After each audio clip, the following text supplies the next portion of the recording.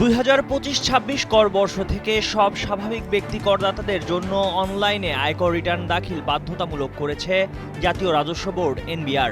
3 August এ সংক্রান্ত একটি বিশেষ আদেশ জারি করে এনবিআর। বিশেষ আদেশে 4 শ্রেণীর করদাতাকে অনলাইনে রিটার্ন দাখিল থেকে অব্যাহতি দেওয়া হয়েছে। তারা হলেন 65 বা তার চেয়ে বেশি বয়সের প্রবীণ করদাতা, প্রমাণ সাপেক্ষে শারীরিকভাবে অক্ষম বা বিশেষ চাহিদা সম্পন্ন করদাতা, বিদেশে অবস্থানরত বাংলাদেশি নাগরিক এবং মৃত করদাতার পক্ষে আইনগত প্রতিনিধি।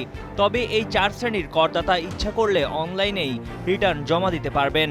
এনবিআর এর আদেশে আরও বলা হয়েছে, ই রিটার্ন সিস্টেমে কারিগরি সমস্যার কারণে যদি কোনো সাধারণ করদাতা রিটার্ন জমা দিতে না পারেন, তাহলে তাকে আগামী 31 অক্টোবর 2025-এর মধ্যে সংশ্লিষ্ট উপকর কমিশনারের কাছে লিখিতভাবে যুক্তিসঙ্গত কারণ জানিয়ে আবেদন করতে হবে। অতিরিক্ত বা যুগ্ম কর কমিশনারের অনুমোদন সাপেক্ষে তারা কাগজে বা পেপার রিটার্ন জমা দিতে পারবেন।